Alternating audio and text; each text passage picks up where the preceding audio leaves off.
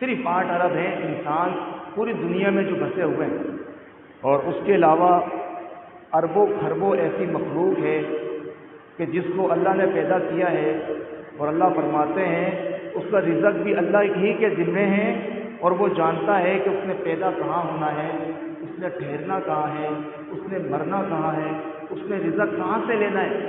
یہ سب ان جانوروں کے بارے میں بھی اللہ کو پتہ ہے، تو جو اتنے بے شمار ہیں کہ جن کا شمار آج انسانوں نے ترقی تو کر لیے لیکن ان کا شمار نہیں کر پائے۔ ایسے ایسے مخلوق اللہ کی ہے کہ میں اور آپ نے زندگی میں کبھی دیکھی نہیں ہو، ہم سوچ نہیں سکتے، اور اس دنیا میں موجود ہے۔ تو میرے بھائیو دوستو، اللہ فرماتا ہے میں ان تمام مخلوق کے رزق کا مجھے پتہ ہے، تو پھر یہ صرف 8 ارب انسانوں کے رزق کا کیسے اللہ کو علم نہیں ہو؟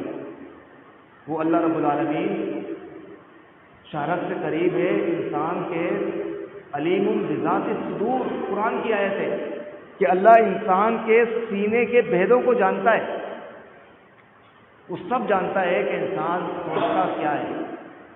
اور فرمایا آپ علیہ السلام نے، صحیح حدیث ہے، اگر ایک انسان دل میں برا سوچتا ہے تو اس کی برائی کو لکھا نہیں جاتا، جب وہ برائی کر گزرتا ہے تو پھر اس کی ایک برائی لکھی جاتی ہے۔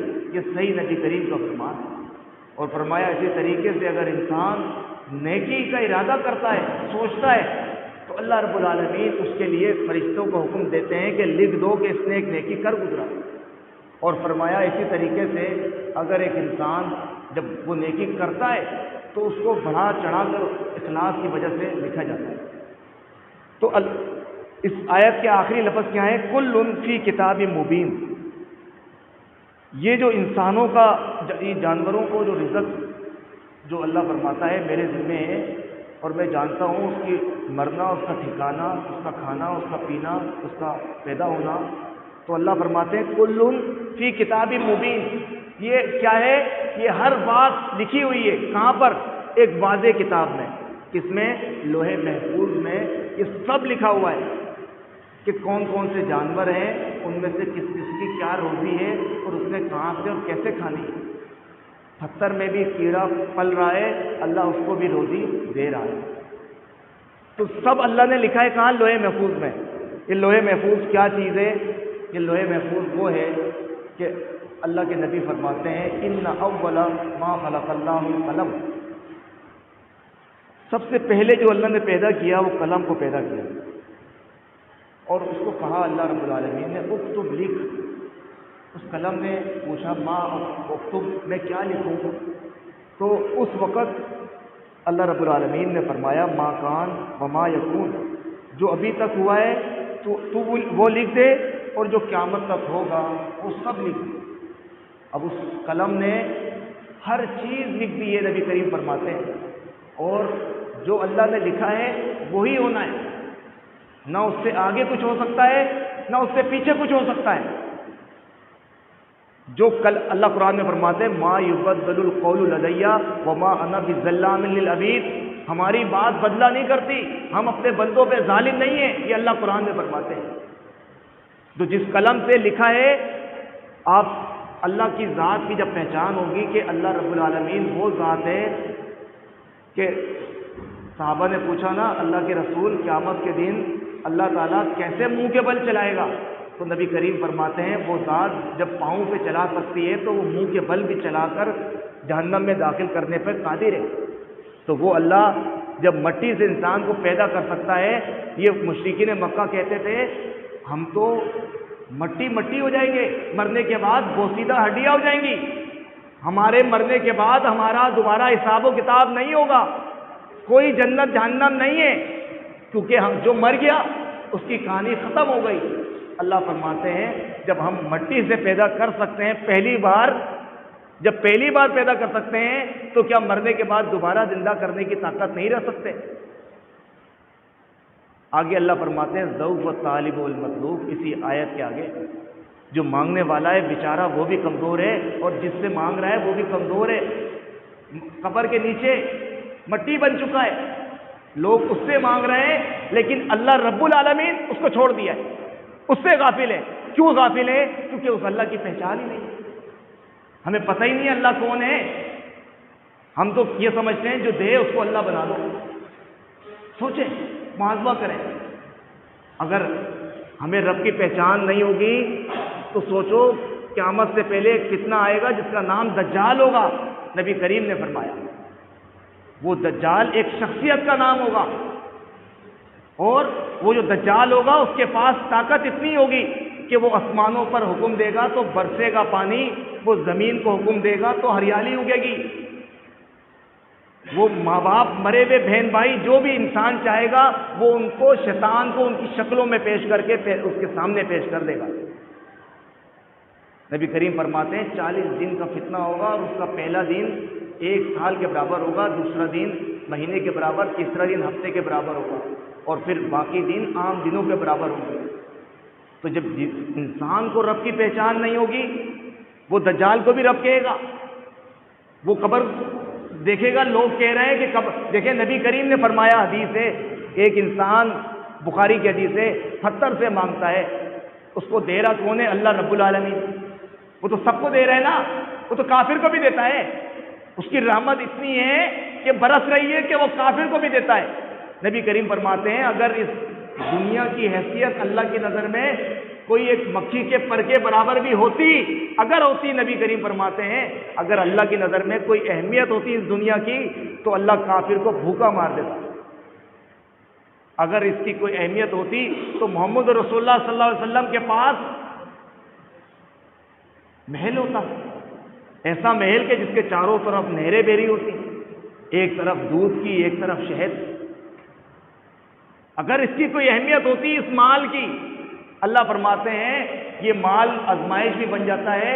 انما اموالکم و اولادکم فتنہ، یہ مال اور اولاد انسان اس کی تمنا کرتا ہے اور یہی انسان کے لیے آزمائش بن جاتا ہے. اگر اس کی تربیت اچھی نہیں کری، اس کو دین کی طرف نہیں لگایا، اس کو نمازی نہیں بنایا، خود نماز گھر پہ نہیں پڑھی تو گھر بچے کیسے پڑھیں گے؟ فرمایا نا آپ علیہ السلام نے اپنے گھروں کو قبرستان نہیں بناؤ، سنتیں اور نفل اپنے گھروں میں پڑھ کے آیا تھا. تو میرے بھائیو دوستو، اللہ رب العالمین کی جس کو پہچان ہوتی ہے وہ کسی در پہ جا کر اپنے ماتھے کو نہیں ٹیکتا. اگر اللہ نہیں دے تو بھی اللہ ہی سے مانگنا ہے. اس کی رضا پہ راضی رہنے والے بندے سے اللہ خوش ہوتا ہے. اگر میں اور آپ اپنے رب کی رضا پہ راضی رہتے ہیں تو اللہ ایسے بندے سے پیار کرتا ہے، اپنے فرشتوں کے سامنے ذکر کرتا ہے کہ دیکھو میں نے اس کو آزمائش دی. دیکھیں نا حدیث نبی کریم کی فرمایا اگر کسی انسان سے اللہ رب العالمین اس کے لفظ جگر بچے کو چھین لے اور وہ اس کے بعد اللہ کا شکر ادا کرتا ہے، الحمدللہ کہتا ہے، تو فرمایا آپ علیہ السلام نے اللہ رب العالمین اپنے فرشتوں کے سامنے اس کا ذکر کرتے ہیں اور کہتے ہیں فرشتوں اس کا گھر جو ہے جنت کے درمیان ایک محل بنا دو جس کا نام بیت الحمد ہو. اگر انسان اللہ کی رضا پہ راضی رہتا ہے اور شکر ادا کرتا ہے کہ اللہ اس میں پھر بھی راضی ہے تو اللہ ایسے بندے سے پیار کرتے ہیں، وہ پھر اس کو نعم البدل بھی دیتے ہیں. دیکھیں نا ام سلمہ نبی کی بیوی تھی، بیوی امہات المومنین ہیں. ان کے پہلے شوہر جعفر طیار تھے، جنگ میں شہید ہو گئے. نبی کریم نے بتایا، ان کو پیغام دیا کہ آپ یہ دعا پڑھیں، اللہم اجرنی فی مصیبتی واخلف لی خیرا منہا، اللہ میری مصیبت میں تو میرے کام آ جا، مجھے اس سے بہتر کوئی چیز عطا کر. وہ سوچتی ہیں، کہتی ہیں میں سوچتی تھی کہ مجھے اس شوہر میرا بہت اچھا تھا، اس سے اچھا شوہر کیسے ملے گا. لیکن کہتی ہیں عدت ختم ہوئی 4 مہینے 10 دن تو اللہ کے نبی محمد رسول اللہ کا پیغام نکاح کا آ گیا تو وہ کیا بن گئی؟ امہات المومنین. تو میرے بھائیو دوستو، جس کو اللہ کی پہچان ہوتی ہے وہ در در پہ ٹھوکرے پہ اپنے ماتھے نہیں ٹیکتا. نبی کریم فرماتے ہیں صحیح حدیث ہے، ایک انسان پتھر سے مانگتا ہے اس کو اللہ دیتا ہے، وہ سمجھتا ہے مجھے یہ پتھر دے رہا ہے، وہ زندگی بھر اس سے مانگتا رہے گا، لیکن قیامت کا دن ہوگا اللہ کی بارگاہ میں اس کے لیے کوئی درجہ نہیں ہوگا. کامیاب کون ہے؟ فمن زحزح عن النار وادخل الجنہ، جو جہنم سے بچا لیا گیا اور جنت میں داخل ہو گیا، فقط فاز. اللہ کہتا ہے قرآن میں پس تحقیق یقیناً وہ کامیاب ہے، وہی کامیاب ہے اور کوئی کامیاب نہیں ہے. نبی کریم کی حدیث کئی بار سنائیے، فرمایا آپ علیہ السلام نے یقول ابن آدم انسان کہتا ہے مالی مالی مالی، ہائے مال ہائے مال، مال میرا مال میرا مال، بس میرا مال. انسان کہتا ہے. نبی کریم نے 3 بار فرمایا. پھر فرمایا آپ علیہ السلام نے وَإِنَّ مَالَهُ ثَلَاثٌ، انسان کا مال صرف 3 ہے. کون کون سے مال ہیں؟ ما اکل فافنا، جو کھایا اور فنا کر دیا. دوسرا مال وما لبس فابلا، جو پہنا اور بوسیدہ کر دیا. تیسرا مال کون سا ہے؟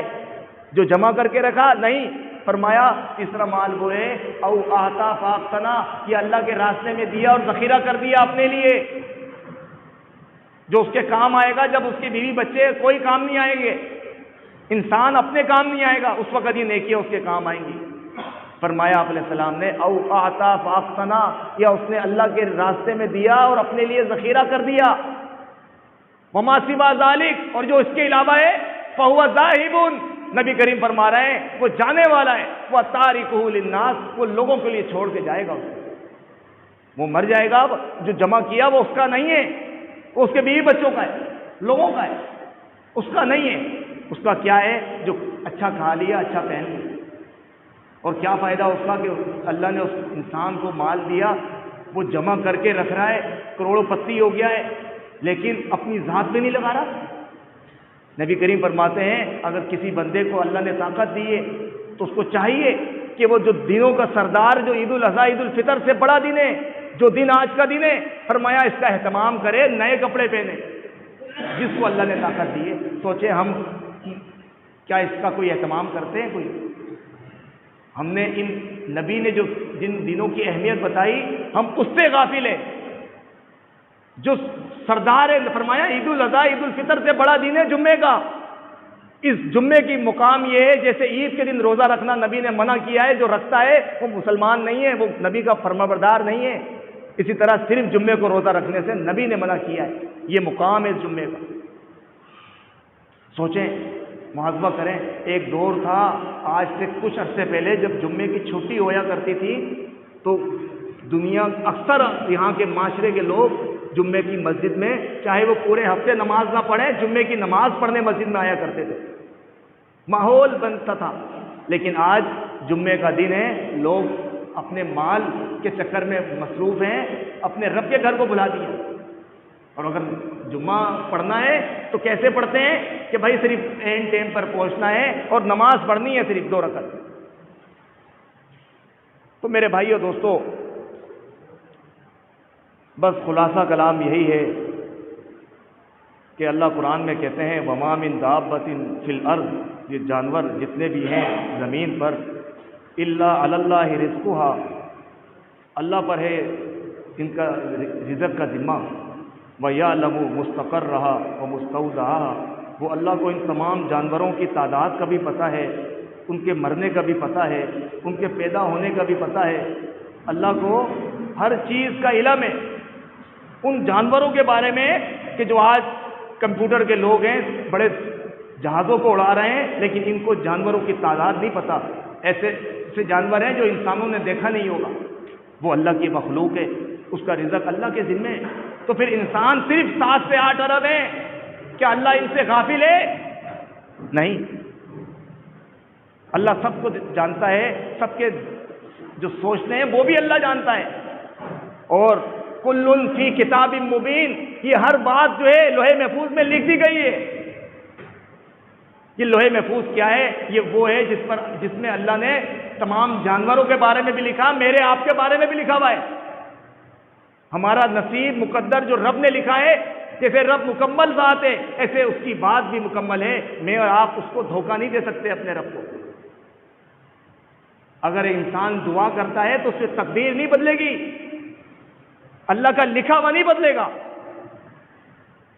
یہ بھی اس لوح محفوظ میں لکھا ہوا ہوگا کہ یہ بندہ یہ دعا کرے گا اور اس کی وجہ سے یہ آنے والی مصیبت ہٹے گی.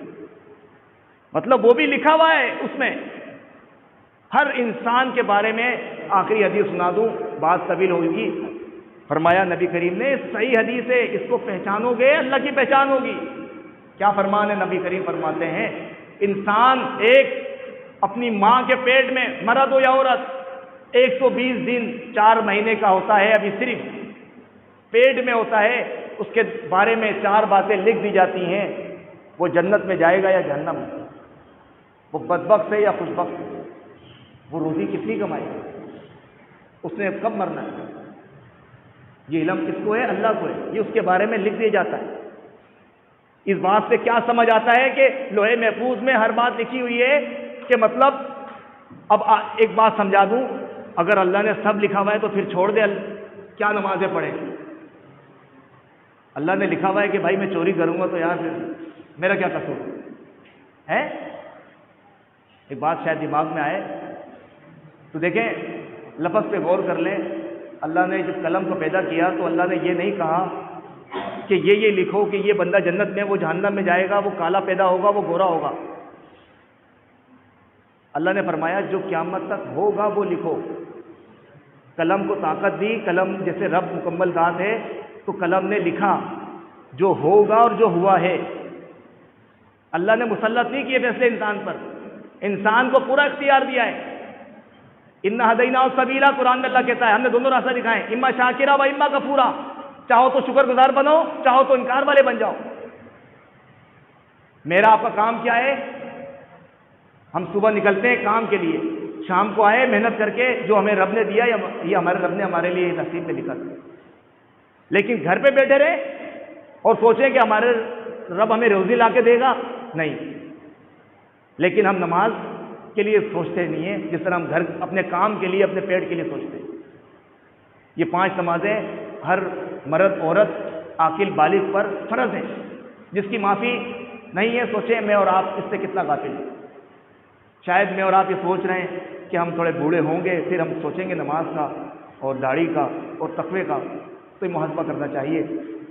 اللہ سے دعا ہے جو میں نے کہا اللہ مجھے آپ کو اس پر عمل کرنے والا بنا دے۔ سبحان ربک رب العزت عما یصفون والسلام علی المرسلین والحمد للہ رب العالمین۔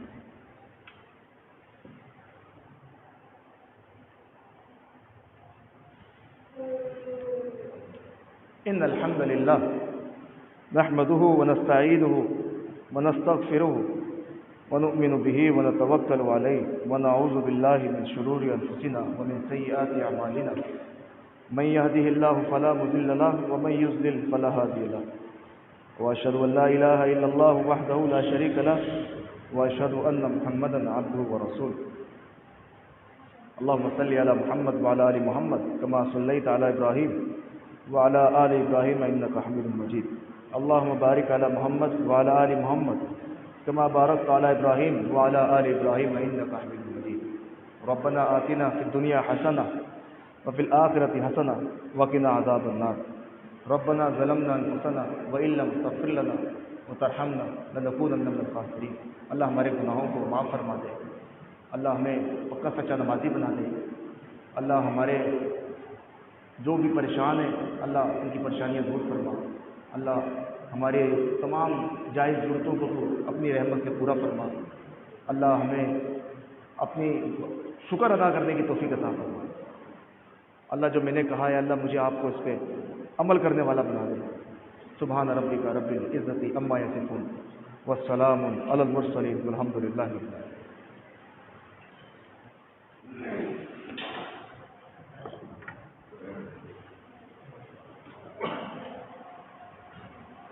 اللہ اکبر اللہ اکبر، اشہد ان لا الہ الا اللہ، اشہد ان محمدا رسول اللہ، حی علی الصلاة حی علی الفلاح، قد قامت الصلاة قد قامت الصلاة، اللہ اکبر اللہ اکبر، لا الہ الا اللہ۔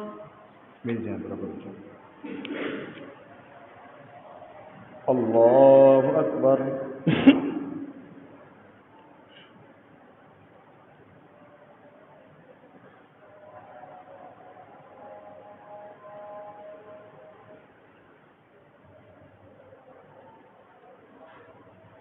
الحمد للہ رب العالمین الرحمن الرحیم مالک یوم الدین ایاک نعبد و ایاک نستعین اهدنا الصراط المستقيم صراط الذين أنعمت عليهم غير المغضوب عليهم ولا الضالين آمين. يا أيها الذين آمنوا لا تلهكم أموالكم ولا أولادكم عن ذكر الله ومن يفعل ذلك فأولئك هم الخاسرون. وأنفقوا مما رزقناكم من قبل أن يأتي أحدكم الموت فيقول رب لولا أخرتني إلى أجل قريب فأصدق وأكن من الصالحين ولن يؤخر الله نفسا إذا جاء أجلها والله خبير بما تعملون.